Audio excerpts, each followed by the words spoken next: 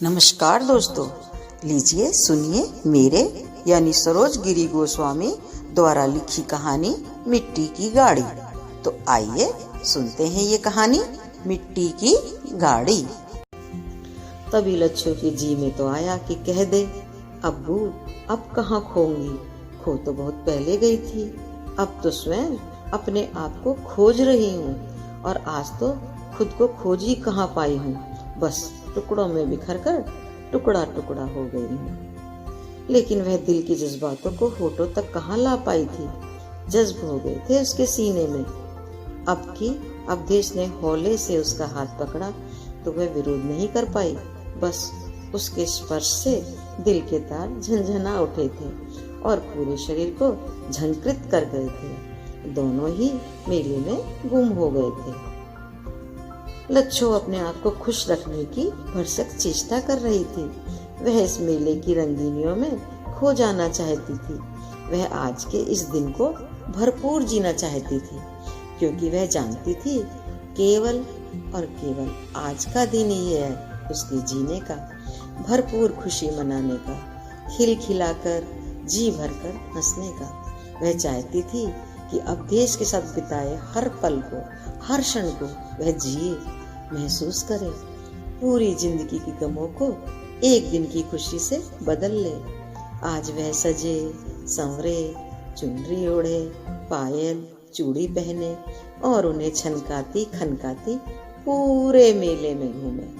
फिर चाहे उसे मौत भी आ जाए तो गम नहीं, बस आज वह अब देश का साथ भरपूर पाले, बस।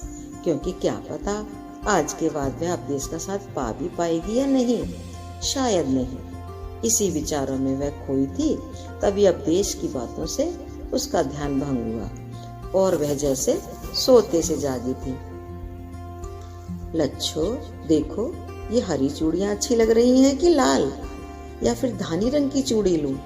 अब देश कुर्ते की जेब से पर्स निकालते हुए बोला, धानी रंग की चूड़ियां ले लो, मुझे धानी रंग की चूड़ी ही पसंद है। लच्छो धानी रंग ले तो लूं, लेकिन पता नहीं विशाखा को पसंद आएगा कि नहीं। एक काम करता हूँ, तीनों रंगों की चूड़ियां ले लेता हूँ, कोई ना कोई रंग तो पसंद आ ही जाएगा उसे। भैया सभी रंगों की चूड़ियां दे दो। और लच्छो तुम अपने लिए कौन से रंग की चूड़ियां लोगी, पसंद करो तो। अब देश की बातों से लच्छो के अंदर कुछ छन से टूटा था, लेकिन उसने उसकी किरचों को बाहर नहीं आने दिया और ना ही किरचों को आंखों में धंसने दिया, नहीं तो वह रोना पड़ती। अपने को संभाल कर संयत कर बोली, अब्बू मैं चूड़ियां क्या पहनूंगी, मैं क्या करूंगी चूड़ियों का? अरे अभी नहीं पहनती तो ना सही, मगर शादी के बाद तो कलाई भर भर कर चूड़ियां पहनोगी। तुम्हारे हाथों पर चूड़ियां खूब सुंदर सजेंगी। वैसे शादी का क्या इरादा है तुम्हारा?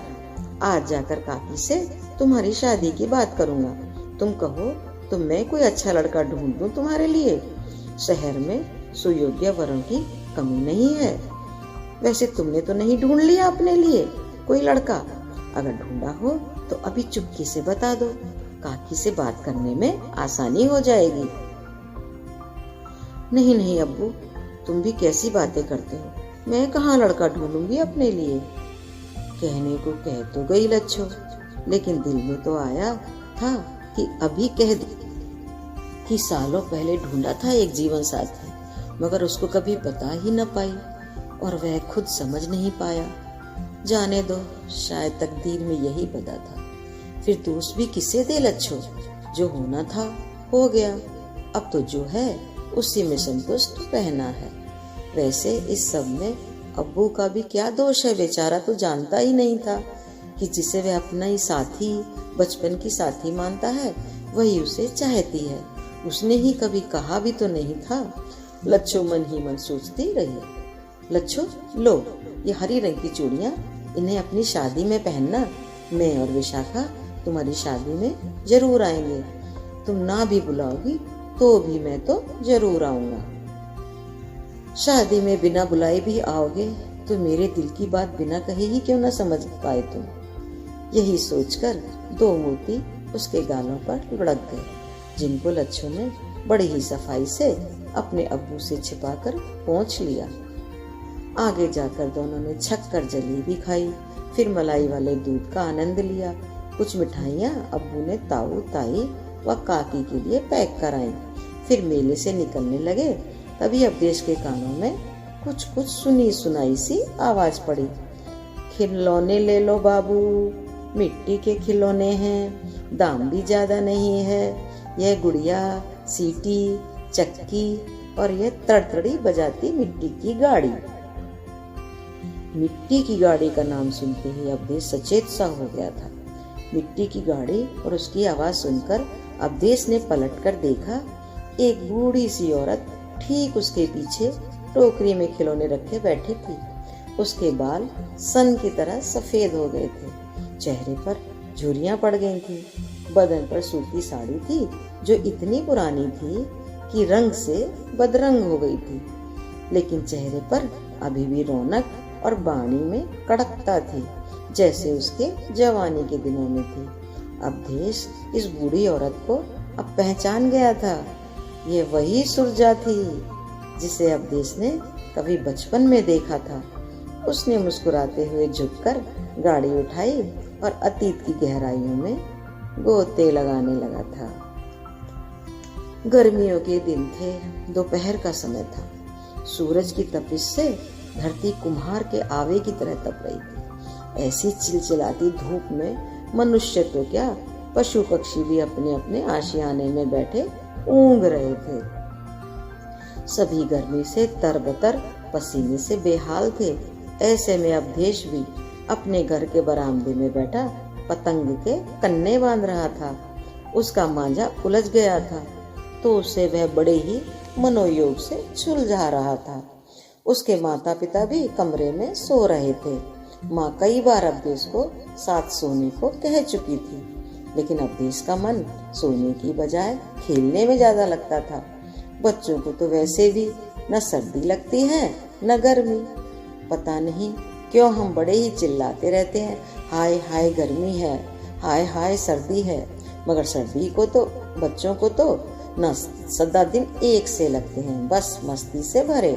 सो अवधेश भी अपनी मस्ती में मगन अपने पतंग को निहार रहा था कि तभी उसके कानों में आवाज पड़ी, मिट्टी के खिलौने ले लो, बाजा, गुड़िया, सीटी, गाड़ी, खिलौने ले लो, खिलौने। खिलौने वाली की आवाज सुनकर अवधेश चौंक पड़ा। उसने यह आवाज पहली बार सुनी थी।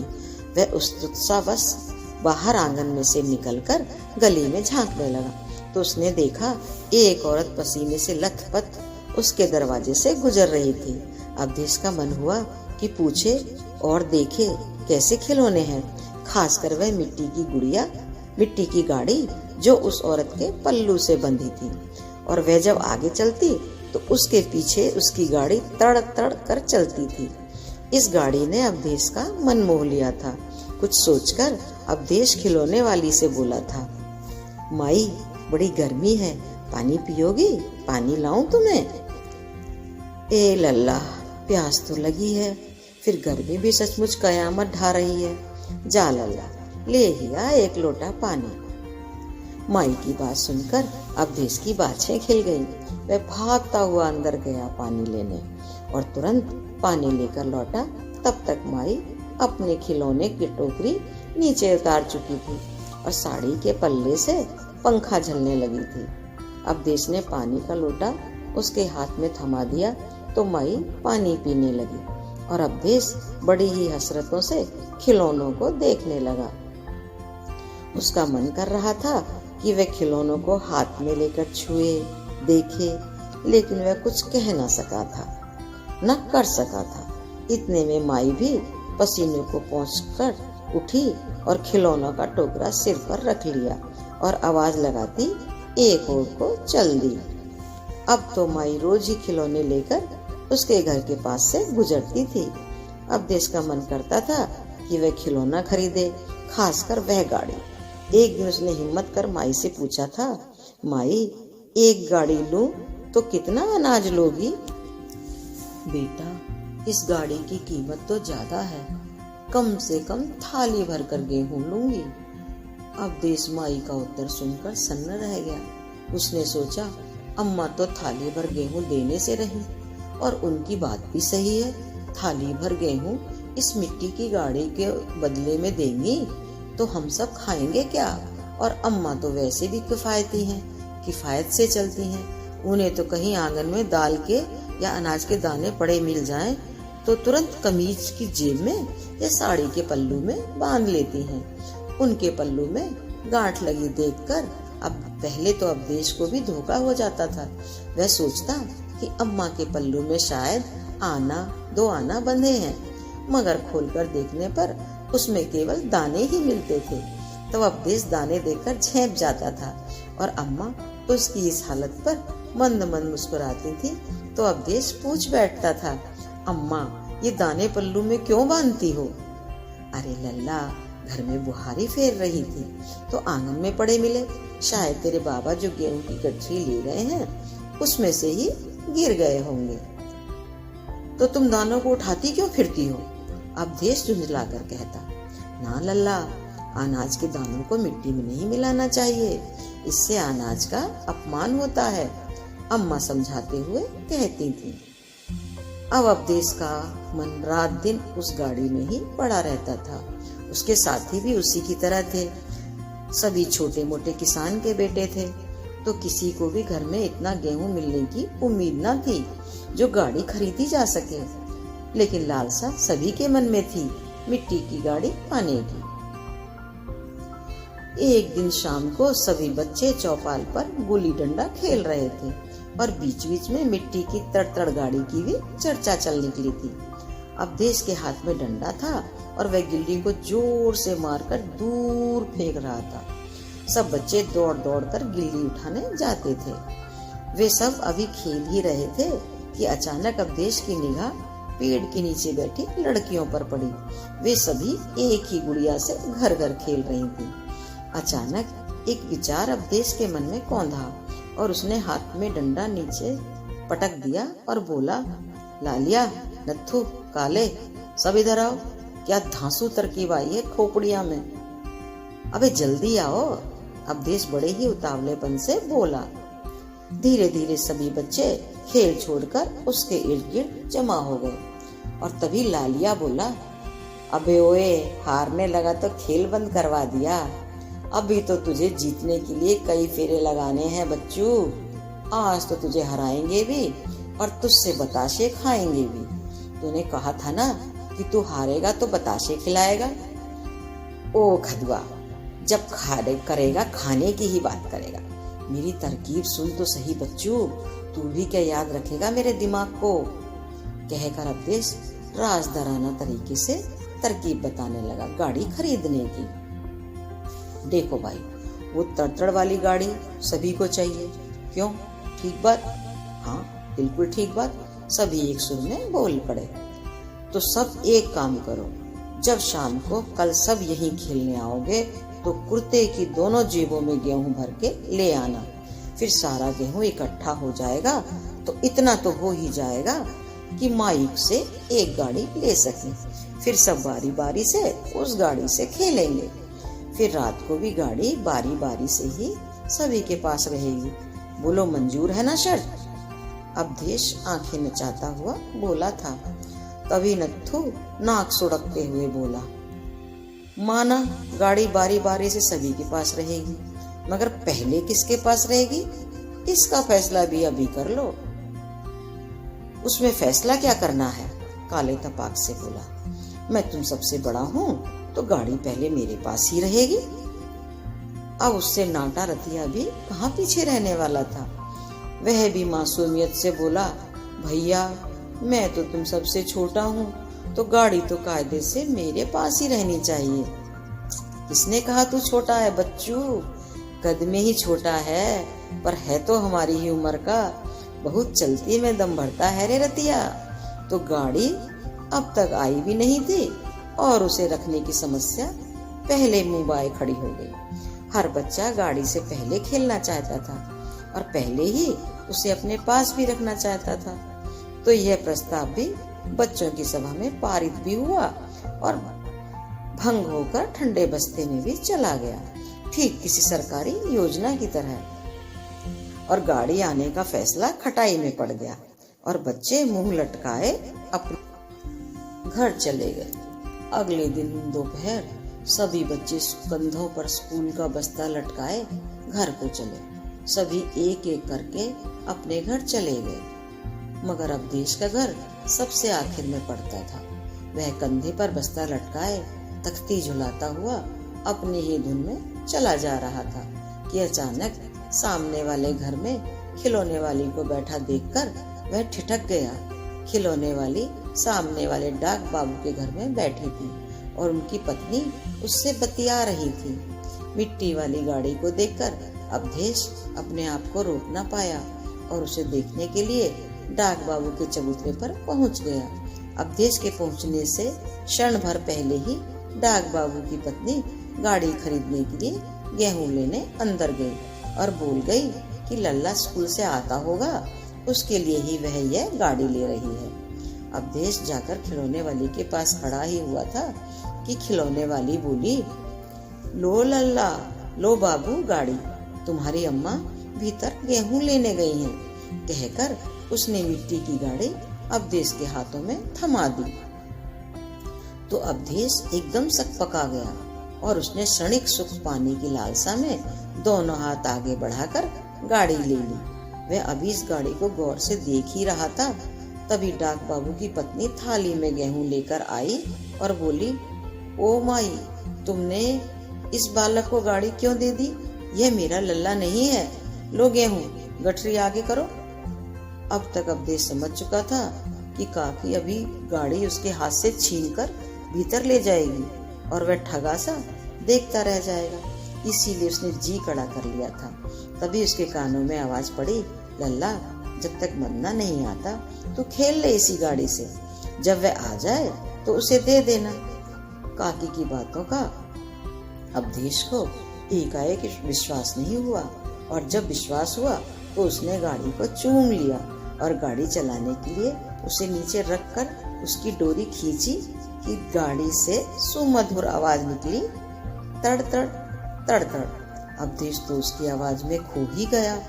अब एक गाड़ी चलाते हुए उसे 2 ही मिनट हुए थे कि मदना आकर सिर पर सवार हो गया और बोला, ओए अवधेशा, ये मेरी गाड़ी है, मैंने अम्मा से लेने को कही थी, ला दे मेरी गाड़ी। बड़ा आया गाड़ी चलाने वाला, ला दे जल्दी। कहकर मदना ने गाड़ी उठा ली और कुर्ते की आस्तीन से गाड़ी को साफ करता हुआ बोला, देख, गंदी भी कर दी मेरी गाड़ी, पूरी मिट्टी में कर दी गाड़ी। गाड़ी हाथ से छिनती देख अवधेश की आंखें भर आईं, लेकिन उसने कुर्ते के छोर से आंखें पोंछी और बस्ता तख्ती उठाकर अपने घर की तरफ बढ़ गया। रास्ते भर अवधेश सोचता रहा कि गाड़ी कैसे हासिल की जाए। इसी उधेड़-बुन में वह लगा रहा, लेकिन पहले उसने सोचा कि मंदना से ही दोस्ती कर ले तो शायद वह गाड़ी चलाने को दे ही देगा, लेकिन दूसरे ही क्षण उसने वह विचार भी त्याग दिया, क्योंकि वह जानता था कि मदना बड़ा ही घमंडी और बददिमाग है। वह यूं तो गाड़ी को हाथ भी न लगाने देगा। यही सब सोचते सोचते अवधेश का घर आ गया था। वह जैसे ही घर में घुसा कि माँ बड़ी ही चिंतित से स्वर में बोली थी, लल्ला, आज बड़ी देर कर दी, कहाँ लगी इतनी देर? मैं तो कब से तेरा इंतजार कर रही थी। चल जल्दी आजा, हाथ मुंह धोकर कुछ खा पी ले। अवधेश ने माँ की बात का कुछ जवाब नहीं दिया और सीधे आंगन में लगे नल पर आकर हाथ मुंह धोने चला गया। अगले दिन अवधेश एक निर्णय ले चुका था कि वह पढ़ने लिखने में मदना की मदद करेगा तो मदना बदले में उसे गाड़ी से खेलने देगा। कुछ दिन बाद ही यह तरकीब भी फेल होती दिखाई दी, क्योंकि मदना 1 नंबर का काइयां था। वह अपना होमवर्क तो अवधेश से रोज करा लेता था, उसकी कॉपी से रोज नकल भी खूब करता था, लेकिन जब अवधेश की गाड़ी से खेलने की बारी आती तो टाल मटोल करके भाग जाता था। सो अवधेश ने कुछ समय में ही उसका होमवर्क करना बंद कर दिया था। अब उसका दिमाग कुछ नया ही ताना बाना बुनने लगा था। इसके लिए वह अपने किसी साथी पर भरोसा नहीं कर सकता था। इस काम को अंजाम देने के लिए उसे लच्छो की सहायता की जरूरत थी, लेकिन लच्छो अवधेश की इस काम में मदद करेगी या नहीं, इसमें उसे संशय था। लेकिन उसने जब यह सब लच्छो से पूछने में ही भलाई समझी। उसने फैसला कर लिया था कि लच्छो उसका साथ देने को तैयार हुई तो ठीक, वरना कुछ नए सिरे से ही सोचना होगा। यही सोचकर आज अवधेश बड़े इत्मीनान से सोया। आज अवधेश ने लच्छो से मिलकर बात करने का फैसला लिया था। शाम के समय कुछ खट्टी मीठी रंग बिरंगी गोलियां लेकर अवधेश लच्छो के घर पहुंच गया। उस समय लच्छो जानवरों को चारा डाल रही थी। उसकी माँ आंगन में झाड़ू लगा रही थी। अवधेश को आता देख लच्छो खुश हो गई और बोली, अब्बू बड़े दिन बाद आए, आज कैसे रास्ता भूल पड़े इधर का। कहते हुए उसने पास पड़ी चारपाई बिछा दी और उसे बैठने का इशारा कर अंदर से पानी लेने चली गई। तब तक काकी भी उसके पास आकर बोली, लल्ला तुम थोड़ा बैठो, मैं पड़ोस में कुछ काम से जा रही हूँ, अभी जल्दी ही आ जाऊंगी। लच्छो लल्ला को गुड़ चमेना लाकर दे दे, कहकर काकी हाथ पहुँचती हुई बाहर को चल दी। तो अवधेश को मुंह मांगी मुराद मिल गई। दरअसल वह अकेले में ही लच्छो से बात करना चाहता था, लेकिन अपनी खुशी बाहर प्रकट नहीं होने दी और प्रत्यक्ष में बोला, काकी आप बाहर चल दी, मैं तो आपका हालचाल लेने ही आया था। अम्मा बताती थी कि आपकी तबीयत ठीक नहीं है, क्या हुआ है आपको। कहने को कह तो गया अवधेश, लेकिन मन ही मन अपने को कोस रहा था कि क्यों खामखा काकी से मिलने की बात कह गया। कहीं काकी सच में बातें करने बैठ गई तो लच्छो से वह बातें कैसे कर पाएगा। लेकिन अच्छा हुआ कि काकी रुकी नहीं, वह केवल हंसते हुए बोली, ना लल्ला अभी तो तबीयत पूरी तरह से ठीक है, तुम बैठो मैं अभी आती हूँ। कहकर काकी चली गई। तब तक लच्छो गुड़ चबेना और एक लोटा पानी ले आई और अवधेश को थमाकर उसके साथ ही बैठ गई। तो अवधेश सीधा अपनी मतलब की बात पर आ गया और बोला, लच्छो तू जानती है ना, मेरा मिट्टी की गाड़ी लेने का बहुत मन है, लेकिन इतना गेहूं देने को न मेरे पास है न तेरे पास। तो हम एक काम करते हैं कि तू माई को बातों में उलझाना, तब तक मैं धीरे से उनके पल्लू से गाड़ी खोलकर धीरे से निकल जाऊंगा। माई के पास तो वैसे भी कितनी ही गाड़ियां होंगी, तो वो नई गाड़ी फिर से पल्लू में बांध लेंगी, फिर हम तुम दोनों मजे से उस गाड़ी में खेला करेंगे। कहकर अवधेश गला साफ करने के लिए रुका और लच्छो की तरफ देखने लगा कि उसका क्या जवाब होगा। उसकी बात सुनकर लच्छो पहले तो सन्न रह गई, फिर खुद को संयत कर बोली, अब्बू कैसी बातें करते हो, तुम क्या गाड़ी की चोरी करोगे। अरे पगली, ये चोरी कहाँ हुई, जब कभी पैसा या गेहूं हो जाएगा तो माई को दे देंगे, और अगर घर वाले पूछेंगे तो बता देंगे कि घूरे पर पड़ी मिली है ये गाड़ी, मिट्टी में रगड़ कर थोड़ी पुरानी सी भी कर देंगे। बोल क्या कहती है, देगी मेरा साथ। अवधेश की बातों से लच्छो मन से तो तैयार नहीं थी, लेकिन उसको मना भी नहीं कर सकती थी, इसलिए मन मार कर ही सही, लेकिन उसका साथ देने को तैयार हो गई थी। दोनों ने कल शाम को माई को घेरने का फैसला किया, जब माई अपने घर की वापसी की तैयारी करती थी। शाम का धुंधलापन घरों पर उतर आया था। पंछी अपने घोंसलों को लौट रहे थे, तो किसान भी खेतों में काम कर शाम को थके हारे घर को लौट रहे थे। ऐसे में लच्छो और अवधेश माई को घेर नहीं सकते थे, इसीलिए दोनों ने फैसला किया कि गांव के अंतिम छोर पर कुम्हारों की बस्ती से पहले ही अपने कार्य को अंजाम दिया जाए। सो दोनों एक दूसरे का हाथ थामे अपनी मंजिल की ओर बढ़ने लगे। आज माई बड़ी खुश खुश अपनी बस्ती की ओर बढ़ती जा रही थी।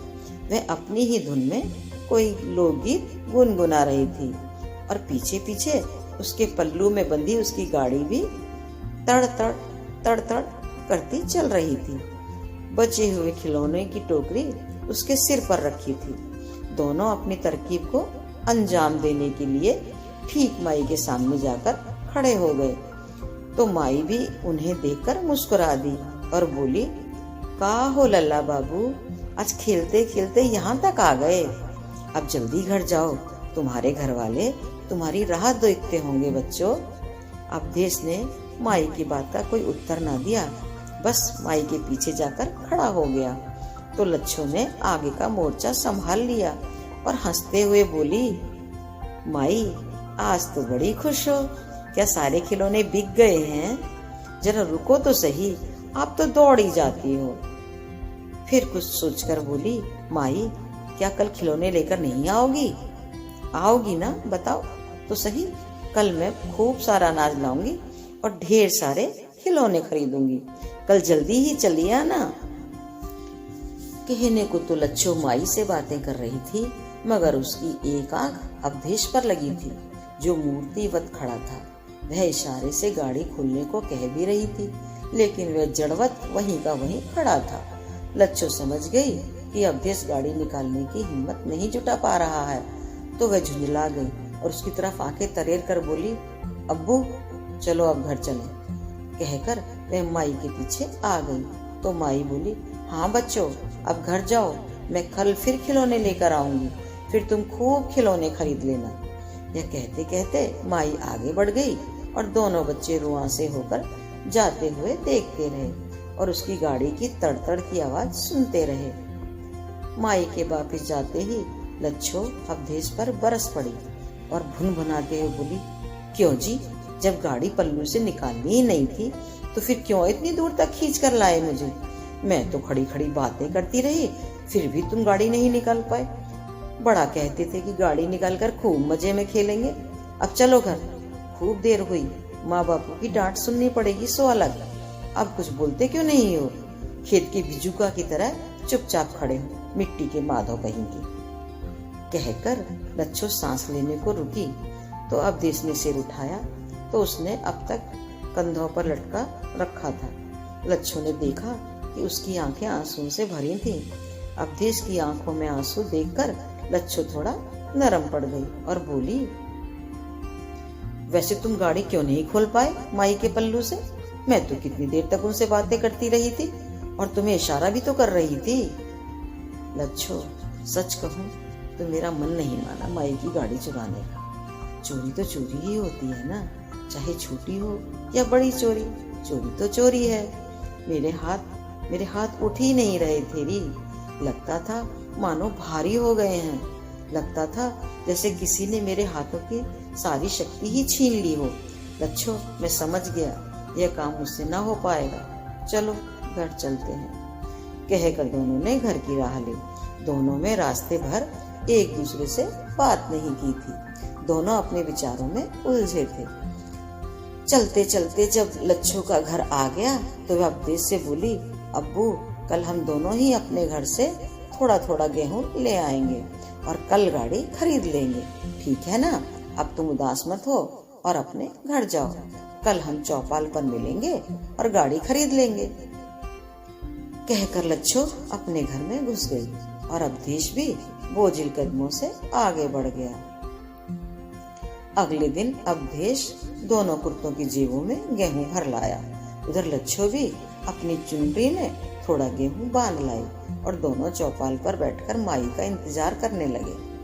आज दोनों माई का इंतजार करते रहे, लेकिन वह नहीं आई तो दोनों निराश हो गए। जब शाम तक माई नहीं आई तो दोनों अपने गेहूं लेकर दुकान पर पहुंचे और दोनों दानों की गुड़ के सेब और खट्टी मीठी गोलियां खरीदकर खूब मजे ले लेकर खाई। खा पी कर खेल खत्म, पैसा हजम। लेकिन अब लच्छो बोली, अब्बू आज का लाया अनाज तो खत्म, अब घर से भी और अनाज मिलना मुश्किल है। अब कल माई आ भी गई तो गाड़ी कैसे ली जाएगी? तो अवधेश लच्छो को समझाते हुए बोला, लच्छो जब मैं बड़ा हो जाऊंगा तब गाड़ी खरीदूंगा और वह भी एक नहीं दो गाड़ी खरीदूंगा। एक तुम चलाना और एक मैं चलाऊंगा, फिर दोनों खूब गाड़ी भगाएंगे। और जानती हो, गाड़ी जितनी तेज चलेगी उतनी ही तेज बोलेगी, तड़ तड़ तड़ तड़ तड़ तड़ तड़ तड़। कहकर दोनों खिलखिलाकर हंसने लगे। उनकी निश्चल हंसी पूरी फिजा में गूंजने लगी। अब्बू अब्बू कहाँ खो गए? लच्छू की आवाज सुनकर अवधेश जैसे सोते से जागा था। वह अतीत की गहराइयों से वर्तमान में लौटा। उसने देखा गाड़ी उसके हाथ में थी।